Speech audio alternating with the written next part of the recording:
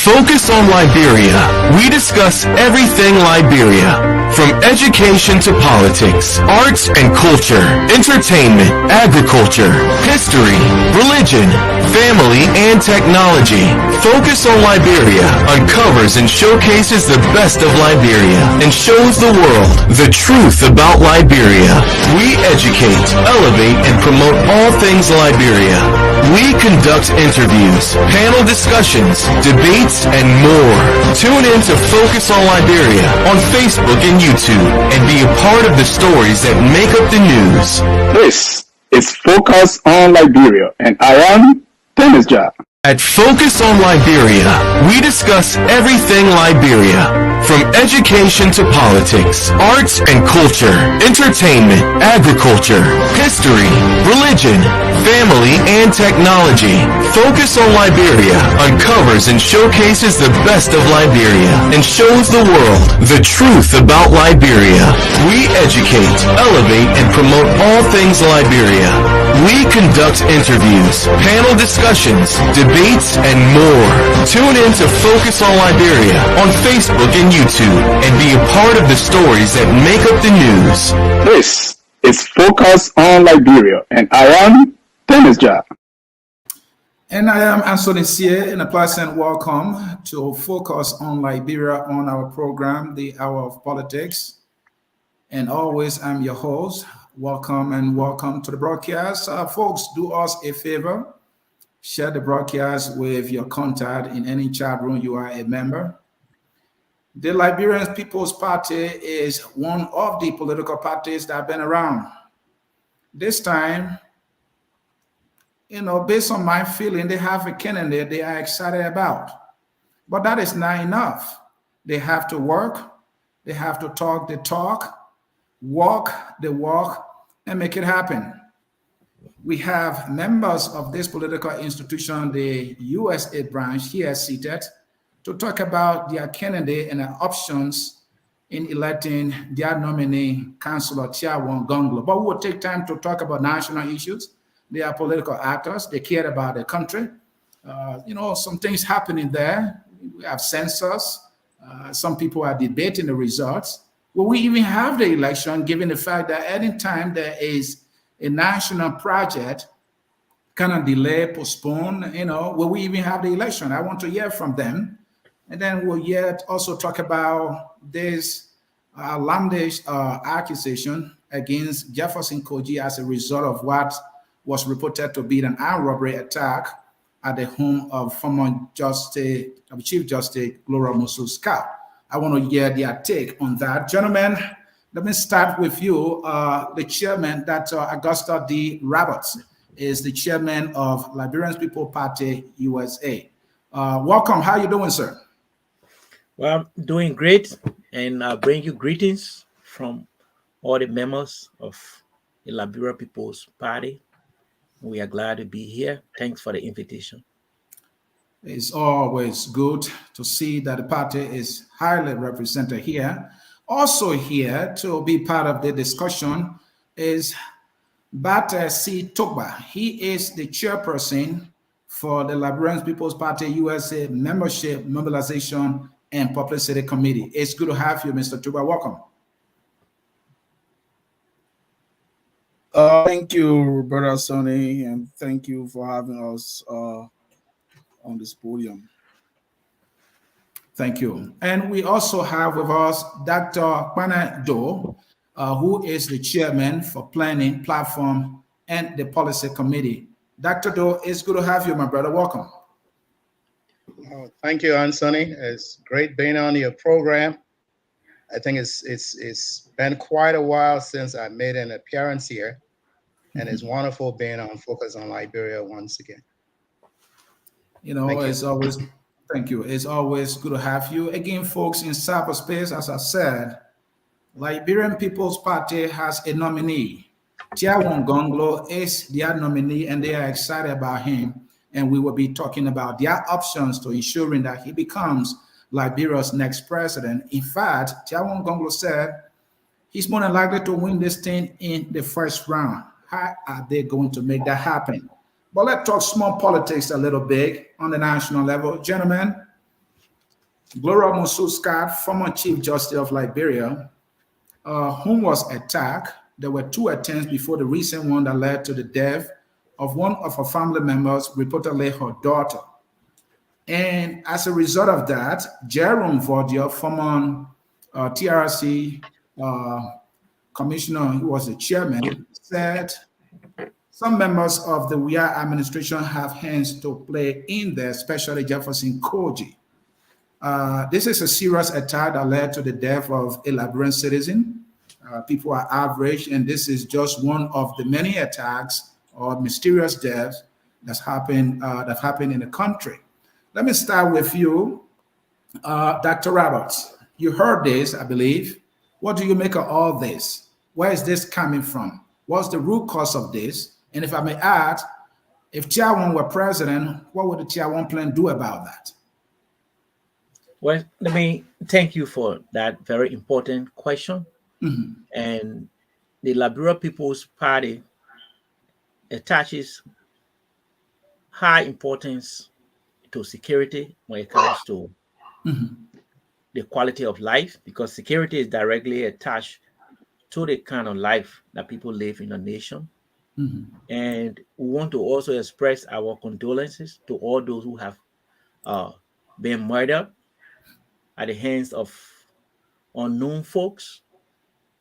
Importantly, it is the responsibility of every country's government to provide security. So whether there's an accusation coming from Councillor Verdia or other sources, there's reason to believe that these kind of random murder should be investigated adequately in order to ensure that there is justice. And where there is justice, there's always peace. Let's look at the recent attack on the justice. Consider the month of February. Starting from February 8th, there was an attack. February 9th, there was also another attack. February 22nd, there was an attack. If you consider all those that have been murdered, starting from Justice Scott's daughter to the others, including Koli Bala, Matthew Innes, I'm talking about those guys that were connected to the $16 billion. And coming forward to Alfred Donald, the logistics guy from Grand Juda County. If you also look at the death of Gifted Lamar and Abbott Peter, if you also look at George from Botu and Emmanuel Nyenswa, of course, if you also consider the death of William R. Talbot and John Hillary Tolman, all these are incidents that should have been investigated by now, and though the perpetrators are prosecuted according to law, and also Liberian people are told, or Liberian people get a clear understanding of why such insecurity has prevailed in this country. Now, so whether there's an accusation or not, the important thing is the government should be responsible, because the provision of security is part of governance. And where there is insecurity, there is also injustice. There is also a lower standard of living because people live in a state of fear. So, and right Dr. Roberts, please bear with me here. My curiosity here is, what is the root cause? You listed the number of deaths, and I would think, I mean, those might be just few. Those are more like the high-profile ones, or those ones that we heard about, a little more. There are many we can count, that didn't get that much publicity. Right. What is responsible for these kind of deaths, many of which are mysterious, based on reports? Well, I talk about governance. Okay. When it comes to the quality of life, security is number one. People should be free. People should not live in a state of fear. And look, let me point this out. History teaches, and Liberian history confirms that every government that have terrorized the Liberian people is always a victim of revolt. Let's Okay. go back into our history. Quickly, please. So it is lack of proper governance, because the people that belong to a country and a government that is elected should be able to provide security for all its people, citizens and non-citizens. So the murder of just a single person is one too many. That by now it should have been investigated and the perpetrators are prosecuted and they feel the full force of the law. But that is not the case. So all the accusations that have been made, we challenge the government to ensure that there is proper investigation, and to also warn this government that this kind of dereliction of duty cannot continue. Thank you so very much. Dr. Doe, again, I'm curious here Yeah. about the root cause of this. Where is this coming from? Before we get to the allegation as leveled by Jerome Vardia, what is the root cause of this? How will a tier 1 plan or LPP plan address these kind of killings? Yeah. Well, like Roberts, I like to extend both as an individual and as a political party to Justice Moses Khan. When you look at the ongoing killings, murders, thievery taking place in the country, Okay. all of these have their roots in our historical past, our very recent historical past. Okay. Since the country made a transition to post-war reconstruction, we spent enormous time and resources reviewing and investigating what contributed to a 14-year war that we've never seen in our history. Yeah, historically, some wars took place, 1915, the Sastan War, and other smaller wars.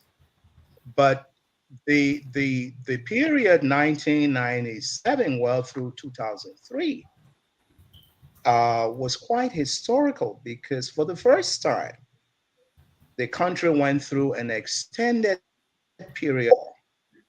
Citizens were killed. It's estimated that well close to 250, perhaps 300,000 people were killed. Now, after that war, the country paused and said, well, look, let's look at the root causes of this. And they went through that period, well, investigated the causes of the war, and came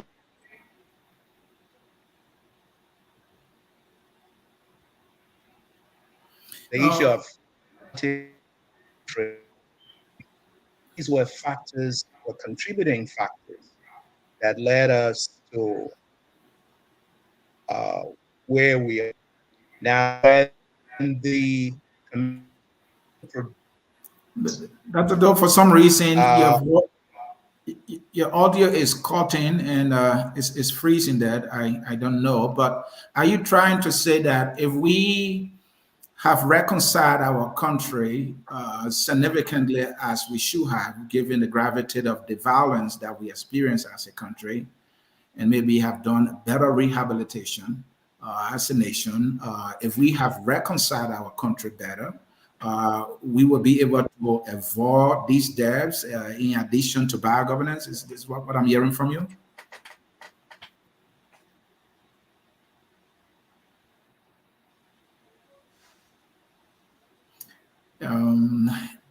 Yeah, Dr. Doe is frozen. Yeah, you seem to be frozen there. Yeah, leave and come back. Leave and come back, and Yeah, hoping I that it think corrects that. Connection. Yeah. Connection. Okay, please leave and come back. That's those gonna leave, and he's gonna come right back. Mr. Charles Kamara, you just joined us. We always prefer that your phone be in a landscape view so that your video will be better, and then there will not be that black spot around you. And you can do that, and I'll bring you in for you to. So, Mr. Toba, let me get to you. So, in all of this noise about the attack at the home of, Justice Scout, uh, former TRC chair Jerome Verdier is pointing fingers at the government, specifically at Jefferson Koji. This is not his first time making these kind of strong allegations against officials of the government. He even threw the president in there on other allegations. So, but let's stick to the recent one against Jefferson Koji. You think Jerome has facts? Will you speak in this way if you were in the position of Jerome? I mean, these are serious charges. I mean allegations. What do you make of them? Do you have reason to believe he's telling the truth or not? Well, Sonny, I mean, I agree with you that these are very serious allegations. The brother is making. I mean, not only serious but direct, because he, was fortunate to listen to a portion of some of his recordings. An interview he had where he directly accused of a senior member in the ruling party who is also happened to be the city mayor of the city of Morovia. I mean, these are very serious and damning allegations. I for one don't know the basis of the councillor's allegations. I don't know where the strength of his facts. So I mean, he didn't say what the facts are. So I mean, I cannot speak to it. The only thing I can say is that those are alarming allegations, and more than that, this bring to light again or highlights the serious security situation and the minimum application of the rule of law in the country. I know you want me to address specifically, the recent situation, which is very, very bad and scary. But it speaks to more than just this particular incident. Just as the comrade chairman said, and comrade Doe also further spoke about. There's a litany of these kinds of security issues that have been pervasive in the country. Death, unexplained death, inconclusive investigations. I mean, so these are things that I think are very bad. And I can assure you, and you've heard our Standard Bearer speaks to the issue of security in our country. This cannot happen on our LPP government or LPP-led administration. Never will it happen. And Mr. Tuba, quickly here. And Mr. Tuba, quickly here. I think I remember seeing your nominee, Councillor Tiawan Gongloe, visiting the former Chief Justice to identify with her. Is this something he's always done, that when there is something this unfortunate, happening to a Liberian, will he go to identify with that person? Or is he doing it now because, well, this is a high-profile, citizen in our country? I'm just curious. Is that something he's been doing, or he's doing it now? Like everybody want to talk now because Gloria Musu Scout. Maybe he has been an ordinary citizen. Will he have gone there? What has been his history here? Well, the history of our Standard Bearer speaks for itself. I mean, in fact, he's referred to commonly as, the poor man's lawyer. That speaks volume of the kind of individual he is. That means he does, he pays attention to the ordinary man, the everyday Joe, in the society, not just Gloria Musu Scott. Okay, so I mean, there's a lot of examples of situation where the Standard Bearer go to the aid of the ordinary man, even in his professional life. And that's the reason why he earned the name as the poor man's lawyer. Thank you. Thank you. And Chairman Roberts, Dr. Roberts, I mean, is that been Taiwan's history when, people come to face misfortune like that? Will he be the one who shows up to identify with them? Or is he trying to do this to identify with, somebody who is a high profile citizen in our country saying he himself has been? Is that what it is, or this is a history? Well, I can tell you that this is the life of our standard bearer. Okay. Let me just point out here that when a group of men were arrested, men from Grand Jide County were arrested, Right. and accused of planning to overthrow the former alien government, there was no lawyer willing to stand up for those people. It was Tiawan Gongloe who said, look, I'm going to defend these people. And he defended them adequately until there was no proof, or the government could not actually justify all the allegations against those people. So they were set free. And secondly, he's a man that is not selfish per se. This is because he is a nationalist. When the war was on and an LPP-led government was established, they needed technocrats to run that government. The man has just gotten his admission at a university here in the United States.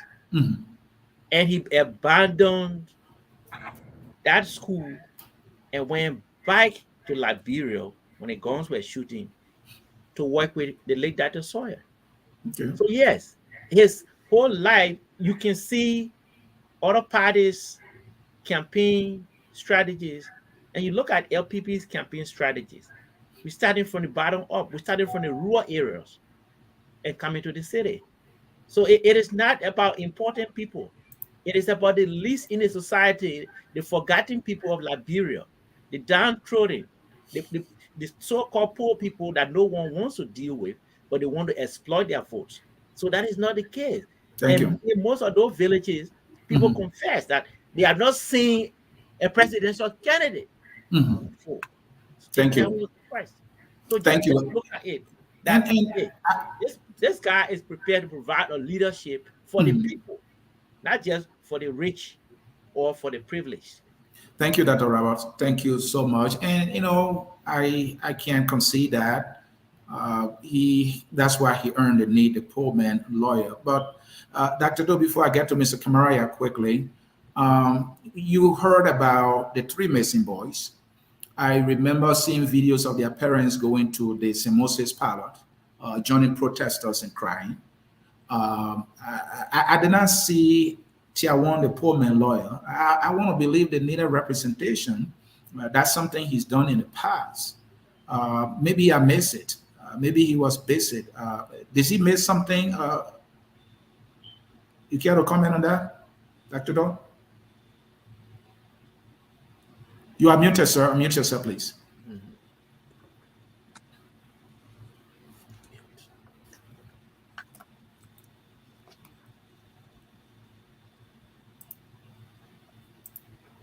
Yeah, touch on the microphone icon below there. It should unmute you.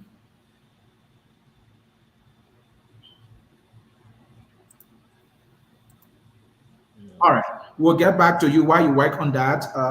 Mr. Kamara, welcome to Focus on Liberia. It's good to have you, and thanks for making the adjustment there. We're talking about this whole, armed robbery attack at the home of former Chief Justice Gloria Musu. You heard about it. What jumped out of you when once again we have to deal with the loss of another citizen, this time allegedly done by another Liberian citizen? Yeah, go ahead, Dr. Doe.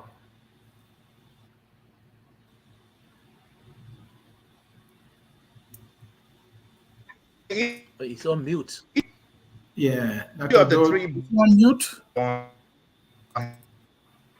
No, he's not. He's not mute. I think it's his. Yeah, Representation. it could be his internet that is not strong or a processor or Yeah, something. yeah, something Although, can going you on. please hold on because we're still You having know, a hard time hearing you. So please hold on. Charles, you can go.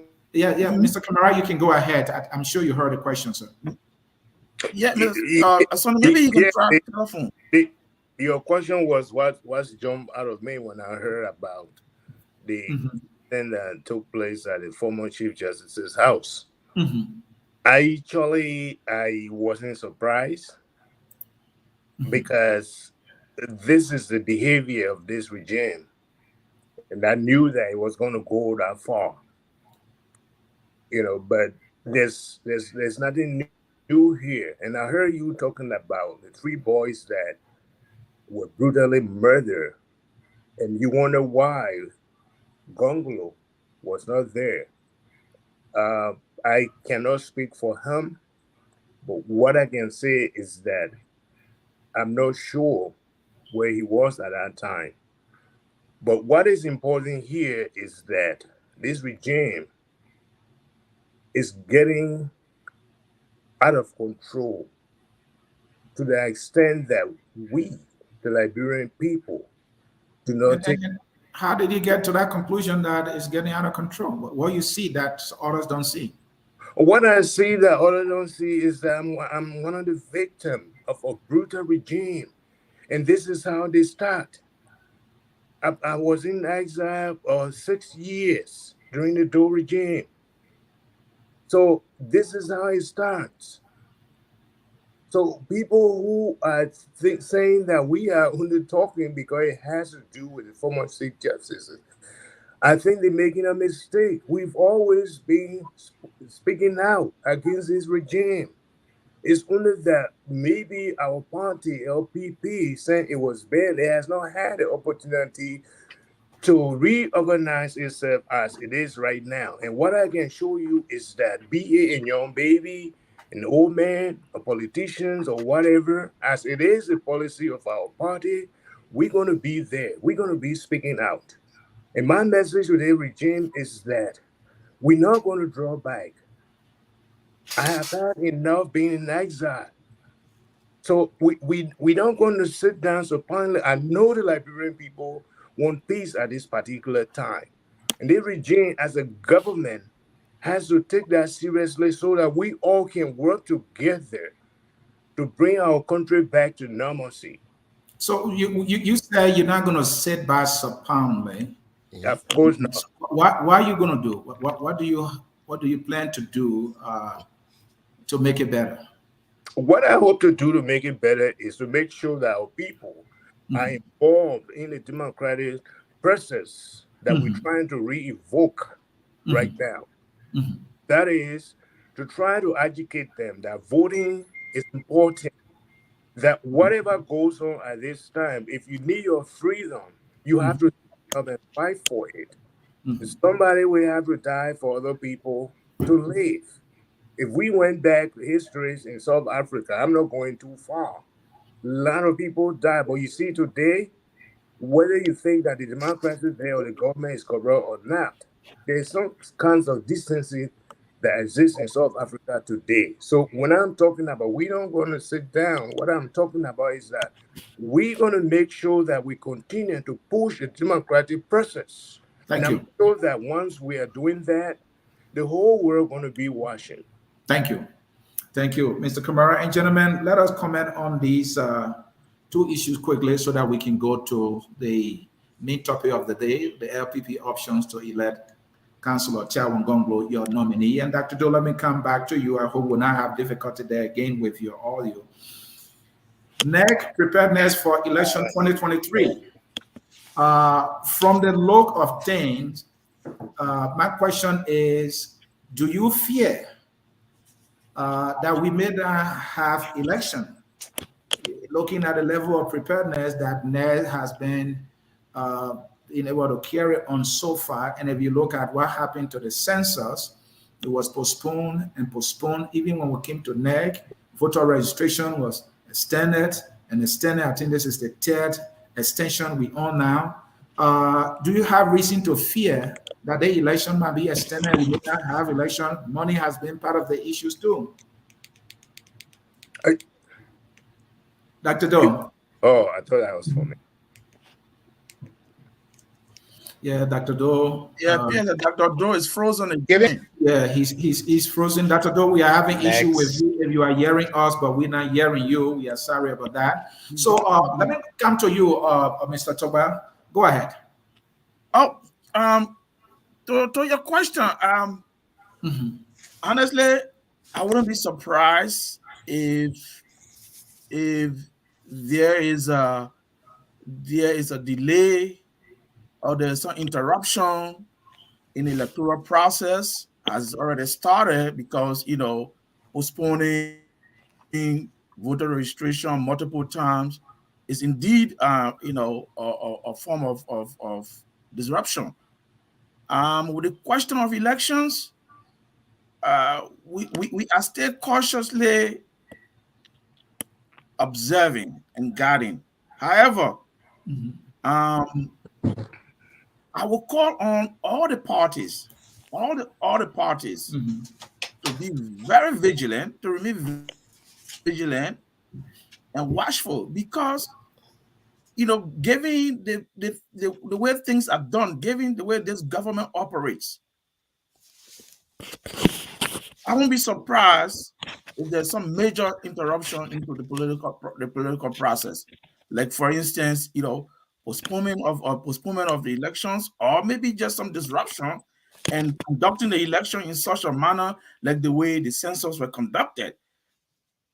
Despite all the signs, all the warning and advices, the government ignored it, and surprisingly too, in cohort with our international friends, they kind of forced the census through.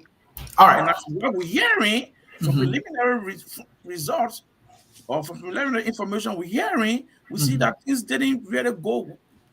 Things didn't go well, and I think there's some problem with the results that's coming out. And let me give you the opportunity to comment further on the census there. Talking about the provisional results, Mr. Tubat, of the census, do you see the results to be credible? If you look at everything that happened, extension, money issue, bad metric, training was poor, and protests, chaotic starts, and now at the end they're saying they have preliminary results, and many people are even questioning how they arrive at some of the numbers. Do you have reason to believe that these results are credible or not? Well, I won't jump to conclusion, honestly, at this stage, since the results are just coming in its preliminary stages. But and we will see to what percentage of the results are in before we can begin to make logical conclusions. Because I for one don't rush to judgment on issues just from a little bit, because in any situation, any social situation, sometimes there are problems. Things do not always go as planned. But what I can safely say that we foresee some problem with the overall result, which may create doubt, which may create some doubt in this credibility or correctness. And Dr. Roberts, let me come to you. Yeah, we're talking election preparedness and also the census, right? When we're talking about election preparedness, according to some aspects, one of the things you want to factor in there is the issue of demarcating electoral districts based on the census results. Given that the result is coming now, we are 8 months to election. Do we have time, when the final numbers come out, to do redistricting when necessary, for us to have the election as scheduled in October? I believe it's October 10. And what do you make of the election? The census result anyway? Well, thank you, C, and I appreciate this question. As the chairman of the Liberian People's Party in the United States, I think our party main branch in Liberia has begun to question these results. Mhm. And when it comes to census, let me start from there. Mhm. The calculation, the census population is based on several factors. Okay. Number one, the population in a locality is mainly fed by migration, birth rate, or death rate. All these are calculated to know how many persons in a specific area or locality. Mhm. And now, if you're talking about the result itself, let me just give you some examples here. Okay. LPP has looked at the the the number of people in Grand Cru County. Okay. In 2008, it was 57,000. Mhm. The projection was that by the next census, it should have been something like 77,000. Okay. That is 20,000 who have been added there. Right. Now, so even if in between we didn't hold census until after, let's say, 20 years or 30 Mhm. years, the number should increase by 20. Now, from 57 to 2008, Grand Cru County is reporting 109,000 registered. And you are saying that the moving variables more than likely don't support that number. No, not at all. If you look at these numbers and you look at And the are you looking projections, at only you look birth at rates, or are you are looking at migration? we're looking at all three. You're looking at Okay. birth rate. Mhm. You're looking at migration Mhm. as factors, and you're also looking at death. So if you're Mhm. calculating the population or you're projecting, Mhm. those are what you calculate. You Mhm. add migration, you add birth rate, and then you subtract death rate. Yeah, but you were talking about projection earlier, right? You know that Right. projections are just like estimate, right? More than likely, sometimes, right? These things come true, or these things don't come true at all. Sometimes they will predict that we'll have 10 inches today. The next thing you know, oh, we have 15. Sometimes they say, well, the forecast says 16 inches, but then you end up having 5. These things happen. So why more like jump to No, conclusion no here? projections take the accuracy from previous experience or previous numbers. Mhm. Based on previous numbers, like considering the total birth rate of Liberia, Right. and then look at the regional birth rates in the Mhm. counties. Let's Right. say let's bring in another county here, Sano County. Mhm. We have 67,000 people in 2008. Right. In 2022, we have, or the current census, we have 124,000. But Dr. Robert, if you look at the That overall, number doubles, right? yeah, So Dr. Robert, if you look at the overall projection from World Bank, that's which has been consistent, right? The only yeah, percentage difference that I see is just 2%. So that could be within the marginal error, right? That Liberia, population should have grown up to 5.2%. I think this one is projecting somewhere around 5.7%. So 2 percentage point could be within the marginal error. Don't you think that is reasonable? okay, let me take your margin of error. Your Mm-hmm. margin of error should be generalizable. Mm-hmm. That is, if that margin of error holds true in Grand Jide County, that's Mm-hmm. supposed to be 126,000 in 2008, and Right. Grand Jide County is today said to be 216,000 population, then Right. we should look at Grand Bassa County Mm-hmm. population. That trend should continue. Then your Mm-hmm. margin of error is right. So if the margin of error in Sano County, in Grand Cru County, and Grand Jide County cannot be generalizable across the total population of Nima County, Grand Cape Mount, Lofa Okay. County, and Grand Okay. Bassa, then there is a problem. So, Dr. Rabel, quickly, I want you to comment on the possibility of or having election or not having election, looking at all we have to do, and also looking at the fact that if you look at the history of the election commission postponing, or the government, even we saw that with census and all that, are there reason to fear that we may not have elections, or we'll have it, or it might be chaotic or to a chaotic start as the census was? What are your fears, if you have any? Well, as a member of LPP, we are not people that fear a lot because we have challenged all the regimes, as Mr. Charles Kamara put it. The important thing here, you should agree with me that we currently live in a state of fear. I mean, the people of Liberia, and the government continuously help to perpetrate the state of insecurity, and Liberians are aware of that.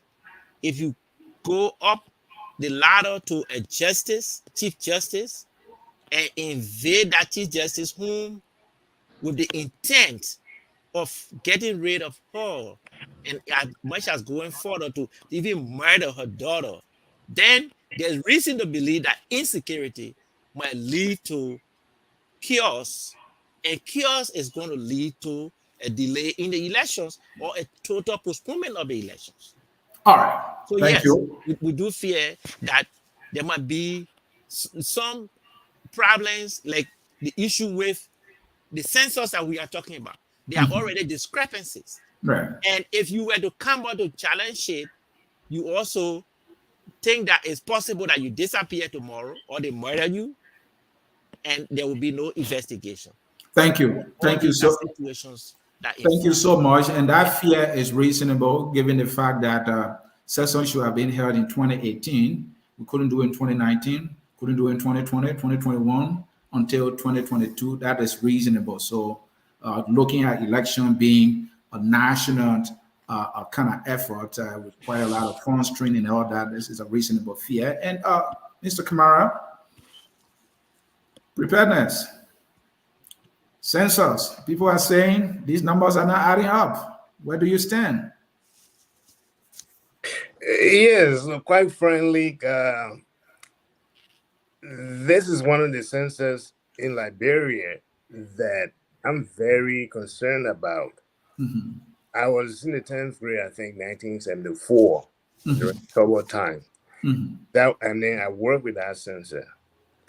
And I know the preparation before the census, what we went through to do the numeration and before starting, the amount of people that were employed at that time to make sure that we cover all over the country, Liberia.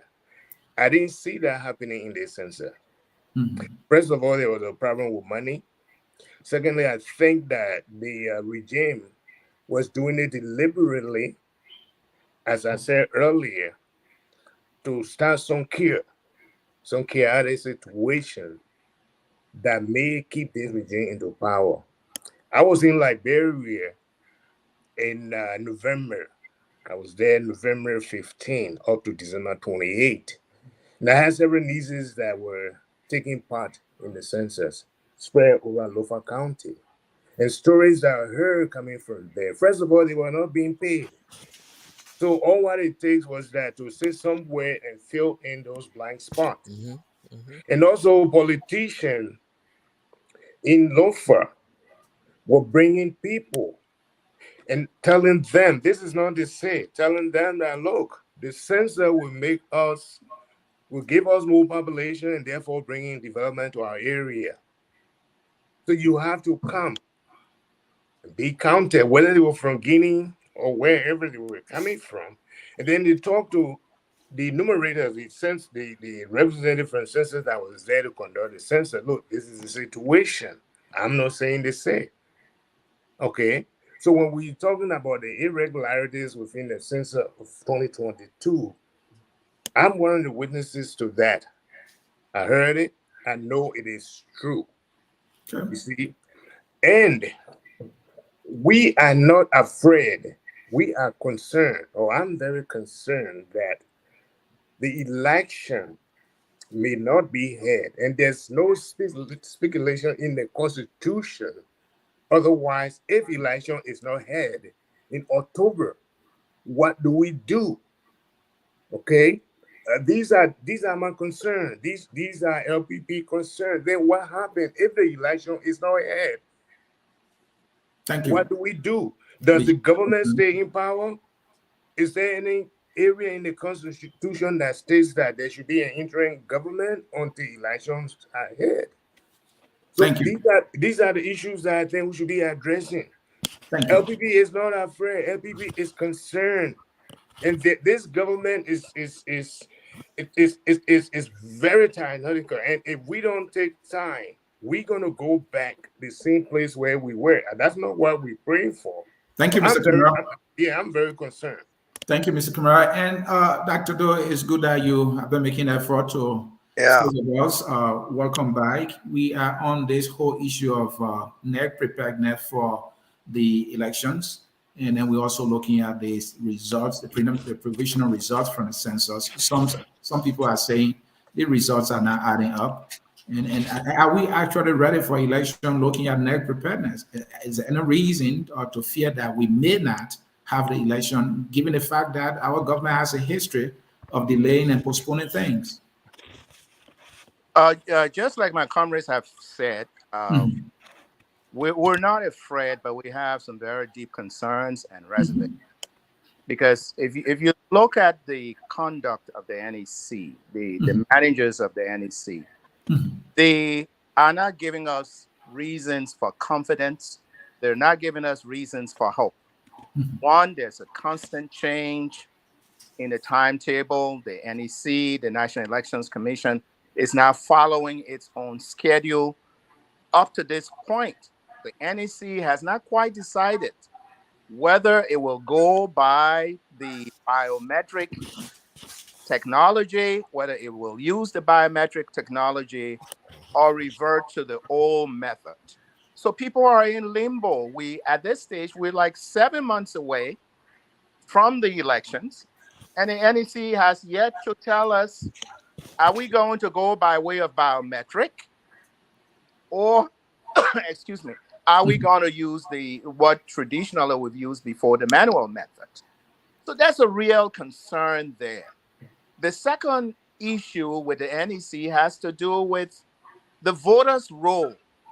Since 2017, when the Supreme Court ruled with ECOWAS intervention that the voters' role of the National Elections Commission be updated. Up to this point, that role has not been updated. And then if you tie that in with the census, one has to be even more concerned, because part of the objectives of the census, one is to create new political constituencies. The second objective is to ensure that appropriate resource allocations are made to various political divisions of the country. So now these results that have recently been announced, the provisional results, suggest to us that some new constituencies will have to be constituted. Are they going to do that, or not? Because again, it appears that the provisional results put out suggest to us that the figures have been manipulated, because if you do a comparison analysis between counties, those of us who come from the Southeast, Grand Cru and Sino, we've seen a sudden jump in the population growth in Grand Cru, for example. It's double from 50-something thousand to 100-something thousand. Versus what is happening in Montserrado and Nimba. But we haven't heard reason from the lists, or however they're called.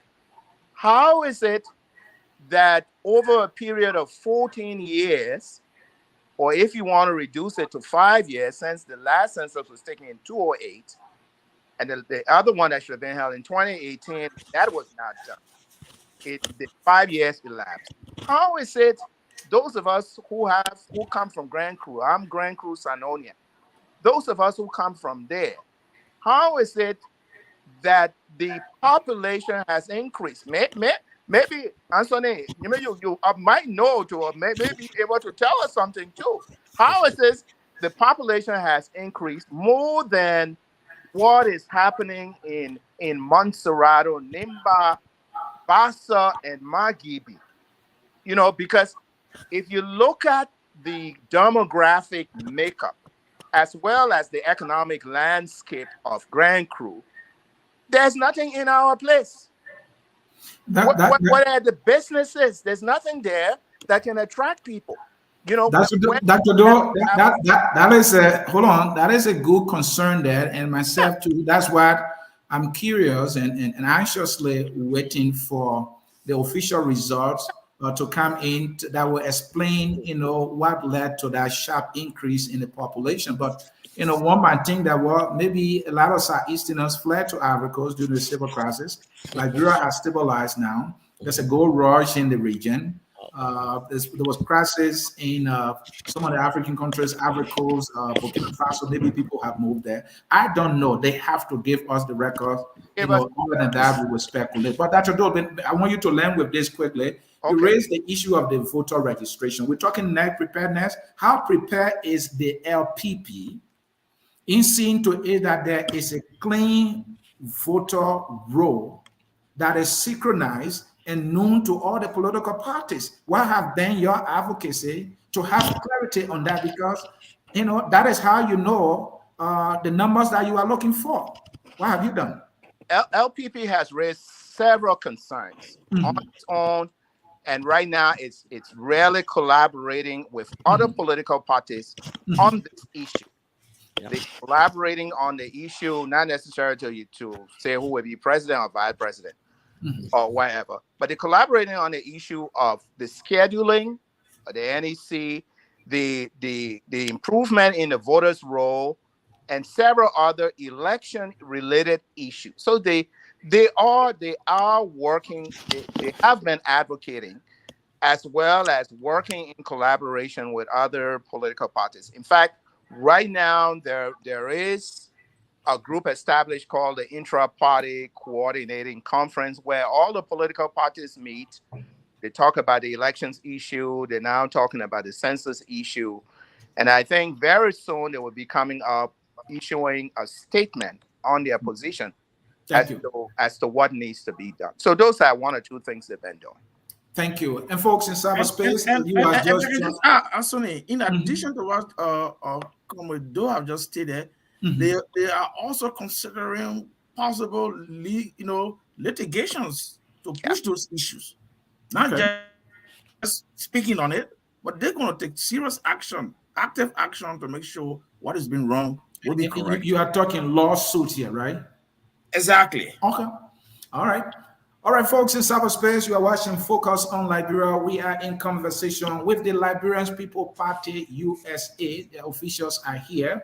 We merely want to talk about their options to electing their nominee, Councillor Tiawon Gongloe, but they are political actors, so we'll try to talk about national issues a little bit. We'll take a break. When we come back, how are they going to make it happen to get their man in an executive mansion to serve as our president?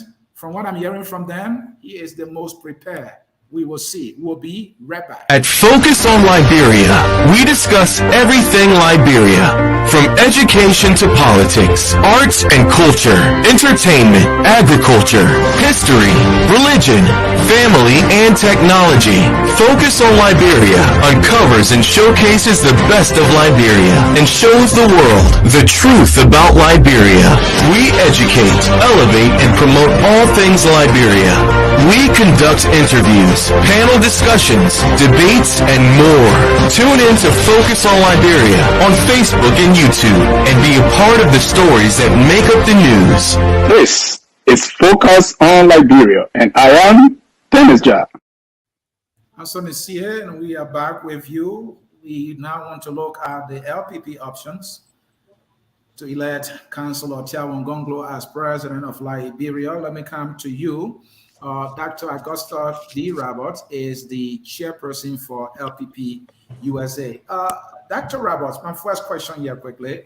What has been done by you, the Liberian People's Party, for voters to know your party sufficient enough for it to be a household name for them to cast their ballot? What have you done? Well, thanks for the question. And the first thing that we did as a party was to critically look among all the qualified people that we have Mhm, and to select the most qualified and a person with a very high integrity. mhm. That is the first offer we have for the Liberian people. Okay. And we also started with a campaign that will introduce this man of integrity to the Liberian people. And we decided to do what is referred to as some backward planning. Mhm, We look at the entire population of Liberia, and we think that based on the outcomes that we expect, we should rather begin our information campaign in the rural areas and then go towards the urban areas. And we think our candidate is gaining traction, his reputation, his style, his kindness, his ability to reach out to people. And with all the skills, the human skills that he has is out there, and everyone is aware. Therefore, we have put in place other plans like our mobilization plan in Liberia that covers all the counties and districts. In the United States, we have done the same map of the whole of the United States. We have various regions in which we are gradually going to launch our membership campaign. And we are also raising funds, putting together human resources to study various parts or various aspects of mhm, the Liberian society. Most importantly, our candidate has been talking about a 10-point plan. That 10-point plan can be broken down into improving and upgrading the standards of living of the Liberian people. That's the message we're carrying to them, and we're telling them about the quality of living.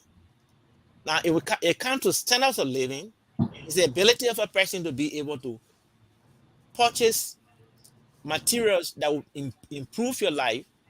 We talk about quality of life. We're talking about the kind of security you have. We talk about education, the presence of food and other that will enrich the life of the people. And being a party of the people, we are working closely with the people to ensure that by October this year, Councillor Gongloe is going to be elected the president of the Republic of Liberia. Thank you. And Mr. Kamara, besides Tier 1 being the face of the party now, I see him doing, a lot of work, going and speaking. Who are others in the party? Because every candidate needs all the help from the party, members of the party, some big names in the party. I remember when Hillary Clinton was running, Obama was on the trail, even Joe Biden, and all the big names. Who are the big names that are giving Tiawan all the help he needs? Yes, if you talk about big names, in fact, it's not only limited to the Liberian People's Party. Mhm, We have names all over, like from friends of Gongolo. mhm, But if we're talking about LPP to be specific, some of the big names that we have that I know of right now in the United States, mhm, these are some of them that you have on the show right now. And all of us have a deep history mhm. of time of the formation of the Liberian People's Party. Okay. Going back home, there's a lot of work that has been going on there. For example, you have Dusty Wilokoli, who doesn't sleep at night. He goes out. The chairman is it. You also have John Stewart. Uh, a lot of people who were involved in the formation of the party that are working very hard on the ground. But the big thing about the Liberian People's Party is that, as the name suggests, it's the party of the people. It's not only the big names that we concentrate on. You see, when we work with the poor people. And we want the poor people to be the central part of LPP, as the name itself suggests. That is one of the reasons why you see our standard bearer started to go outside of Monrovia to make sure that those people that we had in mind during the formation of LPP. And Mr. Kamara, if I may Yes, here, sir. Mr. Kamara, if I may here, you work with these poor people when people to rent, and there was not success. And if my memory serves me right, Dr. Formula ran on the party ticket, if I'm not mistaken. You pour your bet on the poor people as well. It did not happen. Why this time you think it will happen? What this time we feel that will happen is that we think that the party is much in a better position than it was before.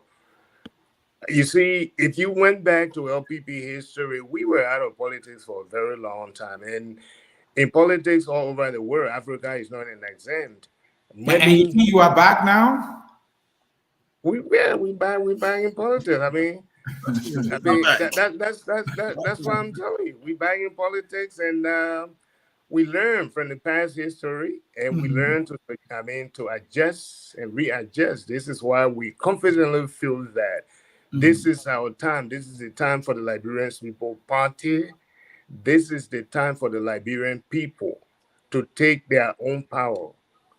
So if you see some of the videos, the places that we are going, which other political party you think reaching to those places? All right.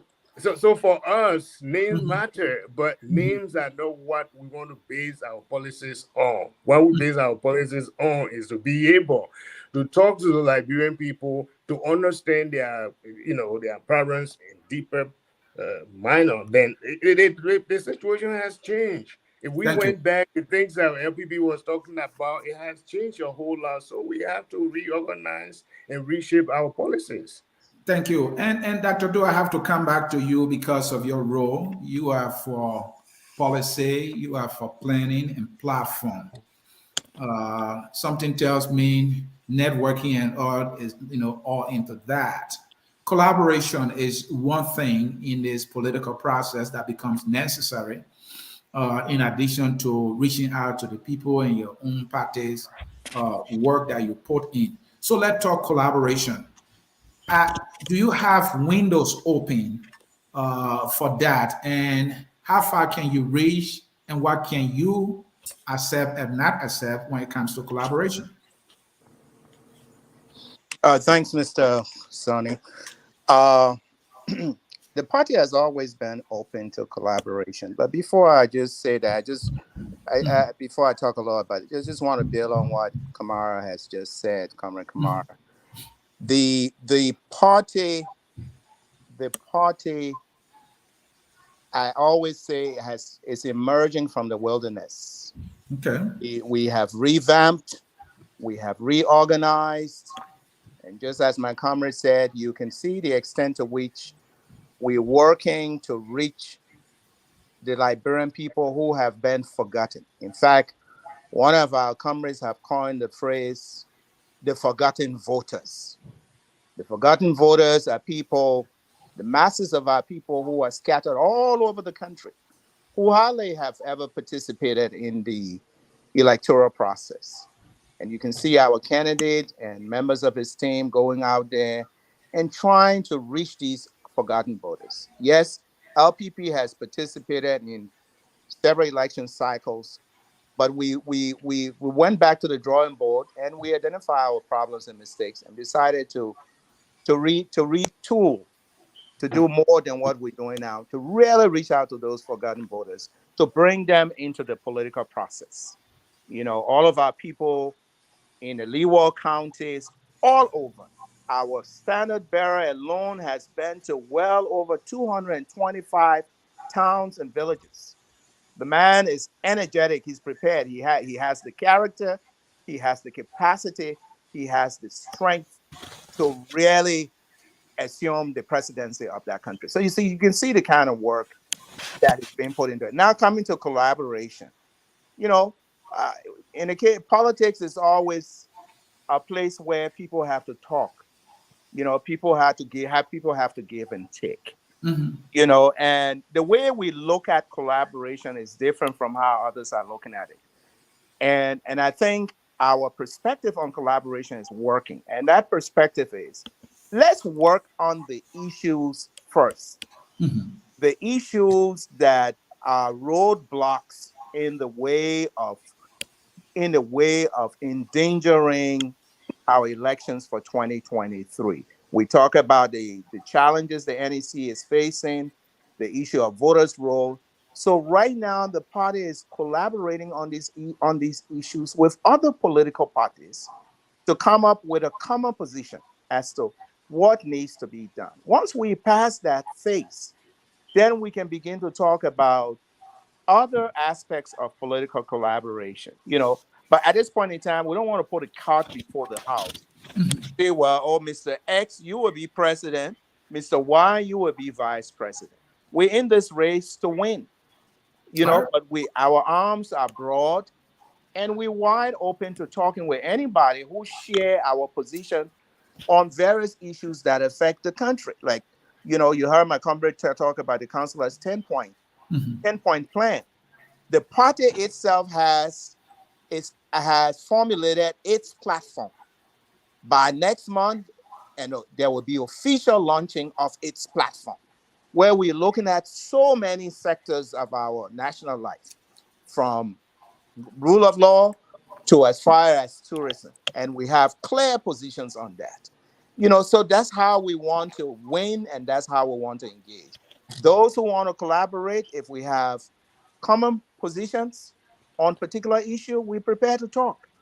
You know, but if our vision of Liberia diverge, then it becomes difficult to talk. You know, somewhere in this game there will be people with common positions who share common positions with us, and we'll be sitting down and talking with them. But at this point, as I said, the way we pursuing collaboration is to make sure all those roadblocks, all the obstacles in the way of having free, fair, and credible elections is cleared, you know, before we think about, you know, who would be president, who would be vice president.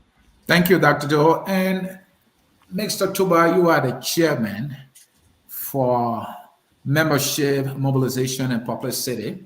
You are here in the U.S. Elections coming in Liberia. You are a member of a party, and maybe your American friend reaches out to you, say, "Hey, I'm hearing about the elections in Liberia, and I'm trying to give you an opportunity to make your elevator pitch here. So you have just maybe 2 minutes to talk to the friend. Maybe he's a donor, all right?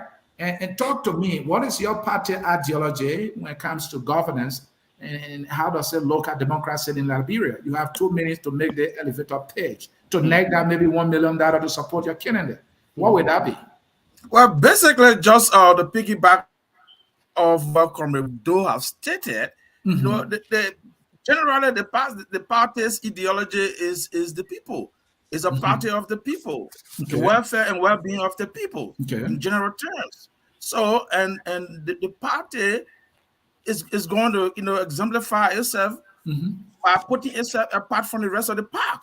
You know, politics in Liberia has become, you know, it's a vicious cycle. Most parties comes up, oh, I'm going to do X, I'm going to do Y, I'm going to do Z. At the end of the day, they just come there and repeat, or even in worst case scenario, the worst things that the predecessor has done, and we've seen it historically. But LPP is going to be. You say your party is a party of the people. What makes it the party of the people? Because again, just as in when our platform comes out, with the platform will speak clearly to the issue, but just, you know, in a nutshell, is that the programs of the party in the platform would be tailored to the desires, the needs of the people, and not just talking. Thank you. And Dr. Rabos, I give you that opportunity too. You know, you're in the elevator with this donor, you know, talking about elections in Liberia. You have a candidate, Gongloe. You have 2 minutes to make your pitch. What do you tell him about your party, what it stands for in Liberia? Well, thanks very much. And one major thing I'm going to tell this person is that look, all major agencies, organizations point out that there's poverty in African countries because of lack of proper management and corruption. We have a candidate who is prepared to sweep, to first drain the swamp and sweep the swamp to make sure that corrupt government officials do not exist. Therefore, you need to support this party. And Mr. Kamara, your party, I think the symbol, the emblem, that is the broom. And Tier 1 is making this broom popular. Your party is making the broom popular. You know, that it symbolizes, you know, sweeping corruption. So how are you going to sweep this corruption? I'm sure many have tried in the past to sweep it. I'm not sure it has been swept yet. And when you sweep it, where do you dump it? Was that for me? Yeah, that's for you, Mr. Kamara. Yeah, you kind of were you know you were breaking in, but so I'm talking about the fight against corruption. Are you hearing me better now? Yes. Okay, your party is using the broom to sweep corruption. So tell me, how are you going to actually sweep the corruption? And after sweeping it, where are you going to dump the debt? We dumping the dumper. What kind of dumper are you talking about? Where is the dumper?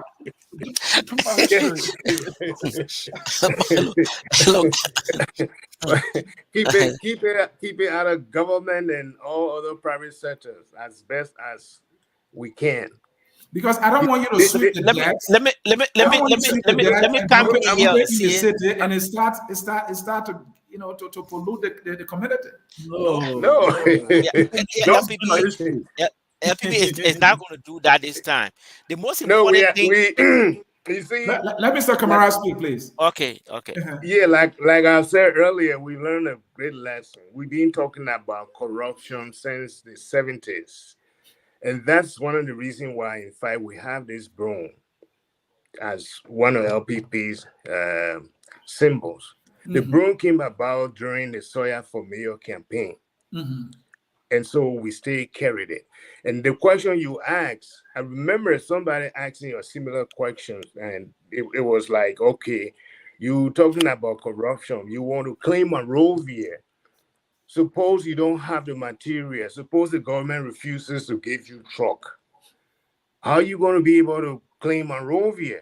And the simple questions that Soya gave was that, okay, I will claim other areas and leave Mama Point with the dirt and Payne Avenue. So I was not clean around Monrovia.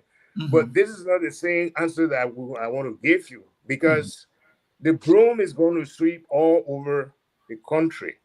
What we're talking about here is corruption in private places. Everywhere you go in Liberia. And gentlemen, I was just about to say, the reason I'm asking the question, during Doe time, one of the ways Doe tried to, get rid of the dirt after, quote unquote, sweeping corruption was executing people. And others believe it contributed to the war. So that's what I'm asking the question. Can I give a shout out to? Yeah, from the LPP perspective, I was coming there. How do you hold? Let me with my question here. How do you hold these corrupt officials accountable, so much so that it prevents conflict? All right, and that is the question I'm asking. You see, I was getting there, but the fact that you didn't give me 2 minutes, so I didn't hurry up. Yeah, so I give you a minute to end. Then. You give me a minute to end. All right. Yeah, please. You see, our Senator Barry is talking about law and order. Okay. It's the Constitution in the country. So we're going to go back to the Constitution. It's not going to be your kangaroo court. If you are corrupt, we make sure you go through the court system. You are tried, no matter who you are. Whether you are one of the best friends of our of President Gongloe, you still going to be prosecuted. And the term that is imposed on you by the court system, we're going to respect that. That's how we're going to get rid of corruption. Thank you.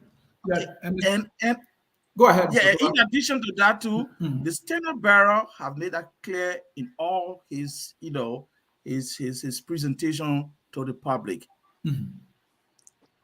Is government going to be a government that would lead by example, starting from the head? Our standard bearer at LPP believes that the fish gets rotten from the head. If you have a corrupt head or a dishonest head or a head without integrity, the rest of the team want to follow suit. So he always tell the Liberian people that, look, he's going to set the example. And one of the ways he's going to deal with corruption by firstly declaring his asset, going to make every Liberian knows what he owns, what, his net worth. That's what, he's going to start from the beginning. And not only that, he's going to require every minister or every official of government that he appoints will do same. And he's going to carry on periodic lifestyle checks. Now, there's no, that is revolutionary. No government has done that. So can you imagine where the head of state and president of the Republic of Liberia subjects himself to that kind of scrutiny, lifestyle scrutiny? Tell me which minister, and if any minister, according to our standard bearer, and that's what LPP stands for, is caught, and you can justify certain wealth in that, it's just like here in America. Now, certain money, you go put $3,000 in the bank, or bank money several times, repeatedly, you get questioned. So these are the kind of some of the things that will be done to stem corruption. Thank you. Thank you. And Dr. Doe, we're trying to see how best we can dispose of this dirt, the corruption dirt, so that we can get in trouble. Right. Right. Yeah. In fact,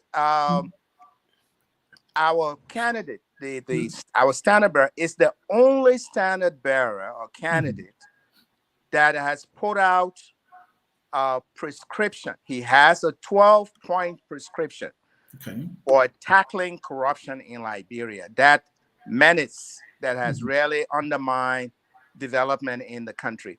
Bati has highlighted several of those. And as I said, it's a 12-point. Anybody wishing or interested in knowing what those 12 points entail, they can access our website, the LiberianPeoplesParty.org. They will see the 12-point agenda, one of which Bati highlighted lifestyle audits that he wants to do every 3 months. Every 3 months. If you're minister of transportation, you become minister within every 3 months. If we see you building $1 million home, mechanisms will be put in place where the integrity institutions will come to you and ask you, how did you acquire $1 million to build $1 million home? I mean, this is no play. This is something that the standard bearer is committed to enforcing, because this is the thing happening in Liberia. We see people, you come into government office with nothing, maybe just a room. You're renting a room somewhere or a little apartment somewhere. In less than 6 months, you're building a $1 million or $2 million mansion. That would not happen. This government would be so transparent. Like Bati said, beginning with the standard bearer himself. I mean, everything would be an open book. No secrecy, nothing hiding like they have in the budget right now. They're hiding all kind of things, putting money that go into nowhere, just so for somebody to steal, projects that go into nowhere, clinics and all kinds of stuff that go into nowhere that people can't even put their hands on. That is not going to happen under a Gongloe presidency. The prescription will be followed to the letter. And as I say, every 3 months, lifestyle audits, the salary and wages of every personnel in government, everybody serving in key government capacities, it will be made public on the internet, in newspapers, so the Liberian people can see with their own eyes. They will shine their eyes on it. Thank you. This is not going to be a plaything, because it's a battle. It's a battle we're fighting here to get rid of corruption, so the children can go to school, they can have good school, we can build good roads, people can have good jobs, all those kinds of stuff. So that's the kind of stuff the standard bearer and the political party will be focusing on. Thank you. And Dr. Roberts, when it comes to the running of a state, budget is a major tool. Since the inception of the WIA administration, one thing the economists call, or the finance people call, budget performance report has been lacking. And many of them believe that it's a source for conflict, because you are not verifying your expenditure, you're not verifying the performance of the budget, so you don't know what is happening in between. Your party's chairman, Mr. Nyankwe Zeze, has been writing extensively on the budget. My curiosity here is, we see people advocate for things when they're not in government. When they come to government, it becomes a whole different ball game. How well, in your judgment, will the LPP do when it comes to transparency with the budget of Liberia? Thanks very much, CA. I appreciate that question so much. But let me start from here. You know, we often blame people who come to power, like someone like George Weah and other past presidents, when it is the Liberian people that gave such leader or leadership a blank check. Look, you have someone who wants to become president of Liberia. This president does not have a plan, or his party does not have a platform. And it is not an issue. We go to the extent of carrying the slogan, whether he killed my mom or killed my pa, I will vote for him. Whether he educated or not educated, I will vote for him. So this is the first place where we should ask ourselves, if you're talking about planning, budgeting is planning. As a manager, you are a president, you are also a manager. You are a leader, you are a manager. You have to plan, you have to organize, you have to provide leadership, and you have to control all the processes. So the first thing is not just asking for budget, but LPP and its standard bearer, we are coming with a platform to tell you, look, this is a roadmap that we have from October 10. This is a map that we have for you Liberian people. This is a standard to which you're going to hold us. So that is the beginning of talking about fiscal or financial transparency. Once you have a roadmap, you know exactly what you have to do. My brother here, Bati, talked about the issue of first declaring your asset. Those are what inform good governance. You talk about coming up with a plan, a fiscal plan for the entire year. You have to know your projected revenue. Do these guys know the kind of revenue? No, I doubt it.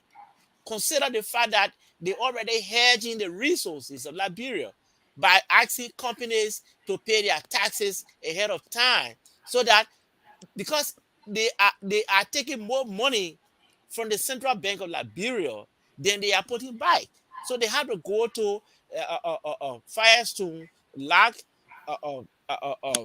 the iron ore companies to credit them their taxes ahead of time. So how can you make a budget when you already hedging the resources of the country? Dr. Roberts, I want you to end on this note. I don't know if you agree with me or not. As a political institution, one of the things that would be appropriate to do is to help to educate the citizens. Usually, the budget is released and then it's put on for debate. I don't know whether the debates have been consistent. That's another thing. But as leaders in our country, you hear about the budget. Has your party made any efforts to explain the budget to the people of Liberia to know what is in it, whether or not it's in their interest or not, because that will inform them to know who is in their best interest. That might likely sway things your way. Has your party been doing some work in explaining the budget or informing the people of Liberia about the budget? Because if you want to get in government, that will be one of your responsibilities, isn't it? So are you doing it now? Sure. I think you just alluded to the fact that our party chairman, J. Yankwezeze, is a profuse writer and an informer when it comes to what the Liberian budget is, what goes into the budget. In fact, he talks about the fiscal revenue. He talks about the gross domestic product of Liberia. He also talks about the rate of unemployment and disposable income. He also talked about the consumer price index. What are the main prices? He talks about rice. He talks about cassava. All these are there to inform the Liberian people. And our standard bearer had already set in place But, or but, set but in how does they motion. say writing can, I think the consuming population is just the reading public of Liberia. You are going to people in Zolokwele, Bokonjile, Sastan, all these places. Your candidate he's in those areas. Are they getting that message or what? We are getting the message. And one thing, when you started naming those villages, one image that came to mind was as a young man at the University of Liberia, I was involved through LPP with some projects in the villages. And the people there understand economy. Unlike our assumptions that the people in those villages don't understand what it is to manage their rice from the farm. For every farm, the people have apportioned those rice into the one that they will plant next season, the one that they will eat, how much they're going to keep during the period of planting rice. They already divided them in the kitchen. So the people understand. And right now, based on their understanding, we are very much aware of the kind of information that they need. That is why our standard bearer has informed them that, look, we're going to have farms and you're going to get help. You're going to get help from the army. You're going to get help from other institutions. And we're going to mechanize farming, not just individual small farming. So we want to do that. And that comes with education. Thank you. And this is the road that we are on. Thank you. And gentlemen, because of time, I want to come to my final question here, and then we'll talk about your closing, go to closing here. And with that, I come to you, Dr. Doe. Of recent, in one of his radio, I think, appearances, Councillor Gongloe said he has not been asked by any other aspirant running to be considered for a vice presidential slot. So it kind of got people thinking, well, why he chose to say this, what is going through his mind. So I'm just curious here, what is the rationale here? Others have been, insinuating that your candidate is more like trying to audition for a vice presidential slot here, and that is why he said, well, no one has asked me here.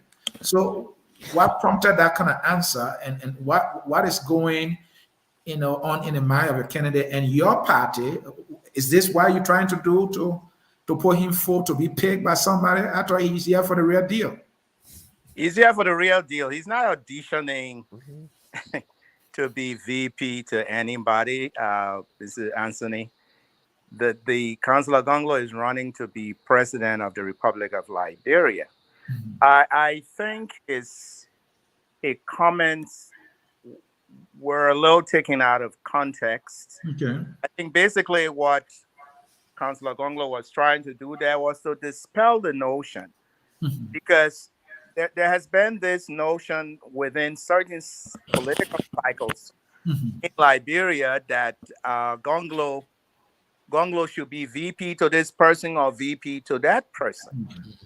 And basically he was saying, it's number one, I'm not running to be VP. Besides, I'm not in any conversation. It's like I'm not in any conversation with any of the other candidates or aspirants to be their VP. I am a standard bearer of a political party that has a history behind it, very solid history, you know, and then I have my own track record that anybody can that can go up against any other candidate that can match, perhaps even exceed any other candidate in the race.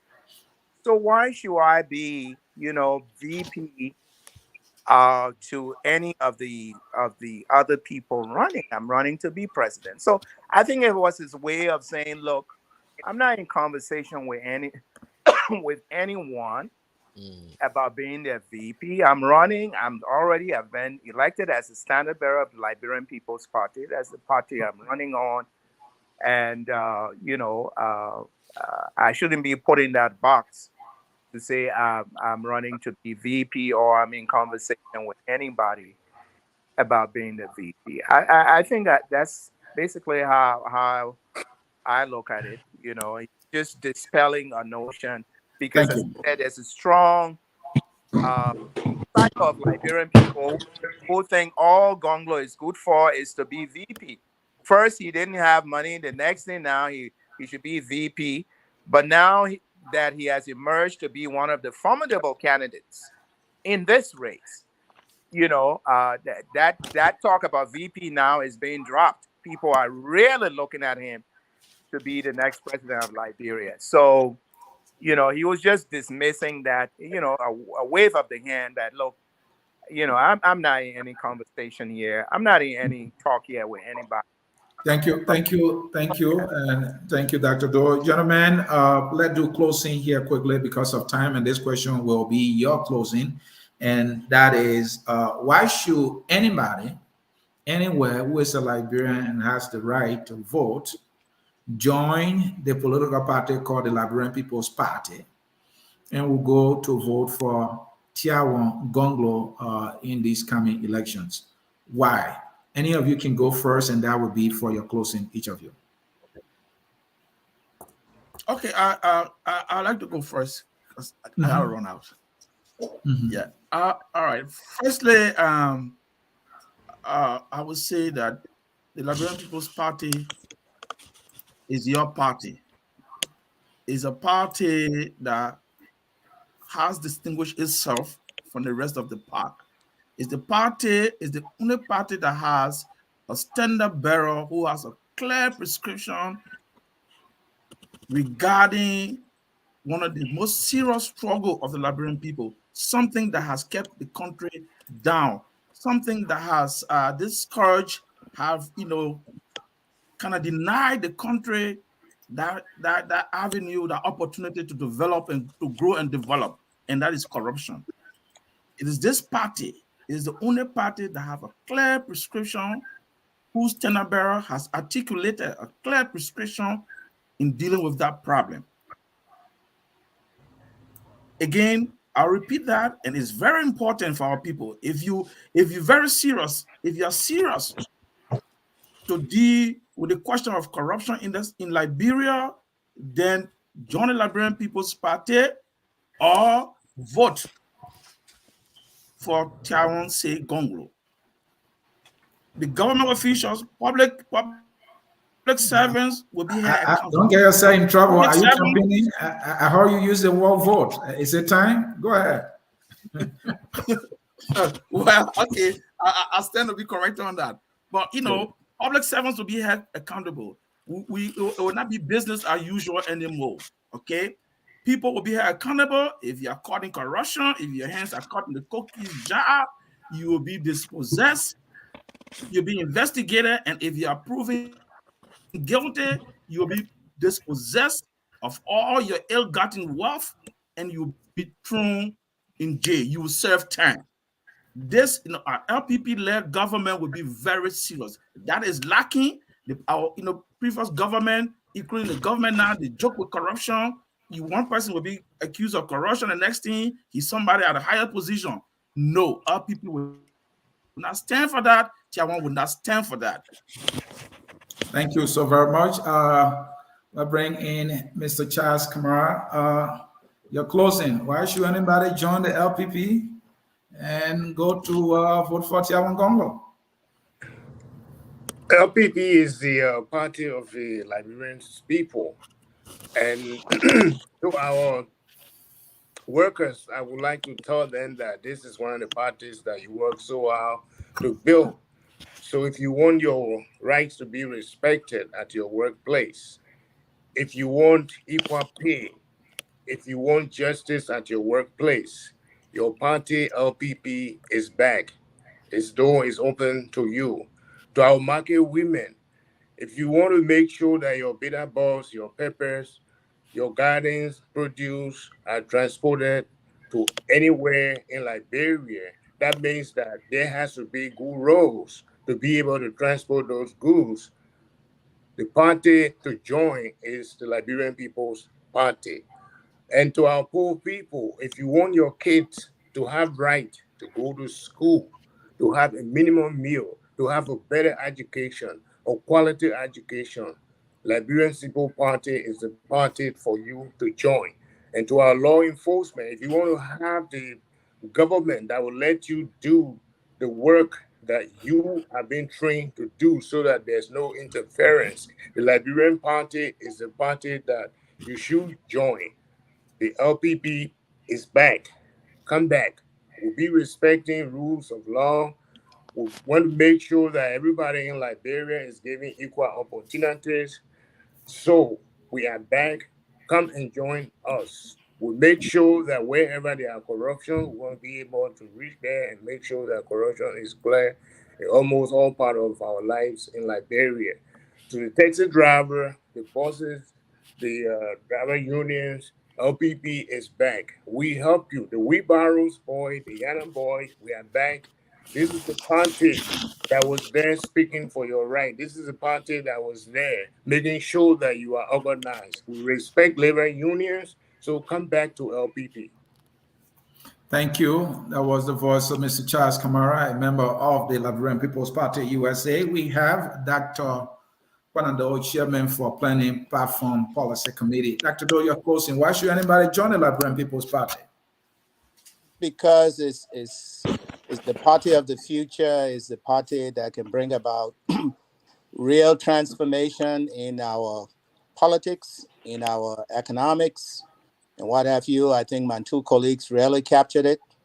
We have a long tradition and history of being a party that is rooted in the masses of the people. It's rooted in Liberian people.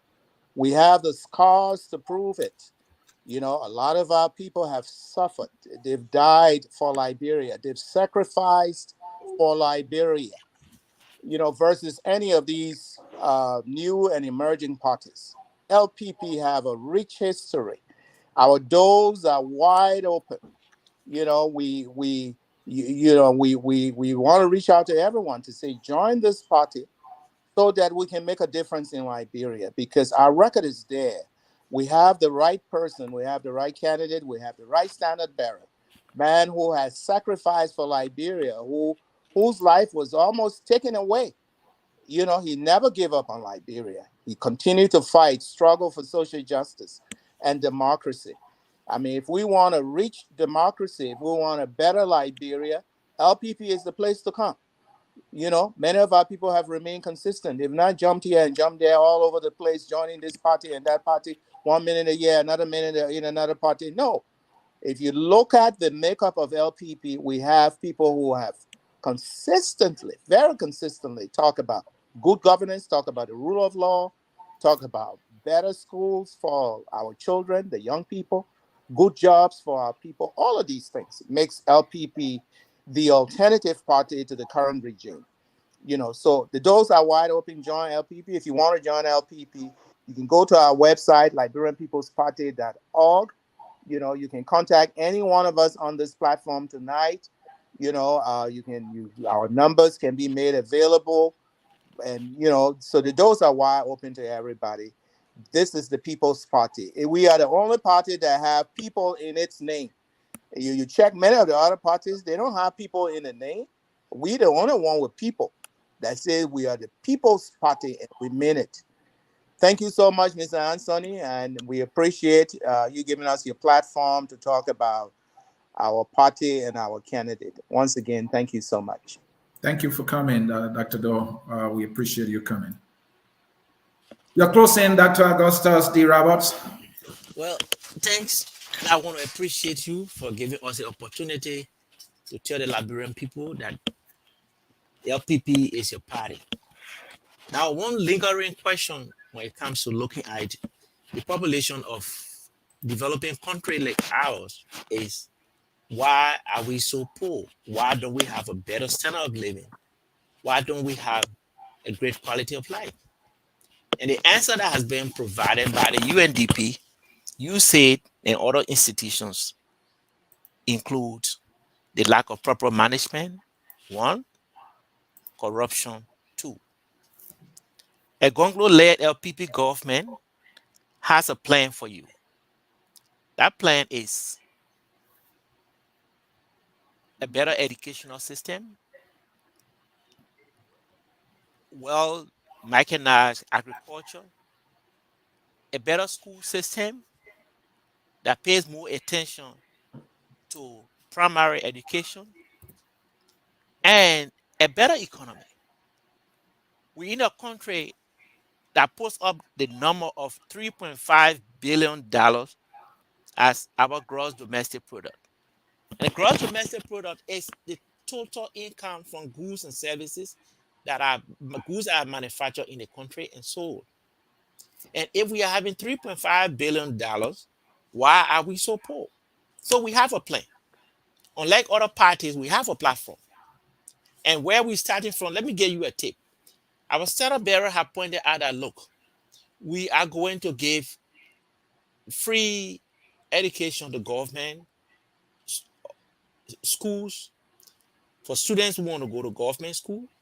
He also talked about giving free healthcare to children under 5, to pregnant women, and people that are 65 years and over. So unlike giving blank check to any other candidate that does not have a specific plan, Tiawan say Gongloe has a plan. LPP has a plan. So it's important that you join us so that we implement this plan. At least if we reach somewhere where we know that we need to reset the plan, we can always provide control mechanism that will lead us to the next level. And finally, I also want to call on the government to make sure that this state of insecurity ceases to exist in Liberia. Liberian people need peace. Liberian people need to ensure that they have a better future. And it should start from a government that is in power, like the George Weah government. So the murder of people, the ransacking of people's homes, the death of auditors, accountants, security personnel, and others need to stop now. Let's reflect on history. History teaches, and Liberian history confirms, that any government that is violent always goes down violently. So let us take note. I want to thank you for inviting us. The doors of LPP is open. We all need to work together to ensure that we have a better country, to ensure that we have a developed country. Thanks very much for the work you are doing and enabling us to get our message to the Liberian people. You are more than welcome. Thanks for coming. Folks, you heard them. Leaders from the Liberian People's Party making the case for their nominee, Tiawan Gongloe, to become president of Liberia in the coming elections. I'm Anthony C.A. I hosted the program. It's called The Hour of Politics. Of course, your platform is focused on Liberia, where we are about educating, elevating, and promoting all things Liberia. And we don't close any of our programs here without playing the song, We Are All Liberians. And that song is taking us home. And bye-bye. We are Liberians.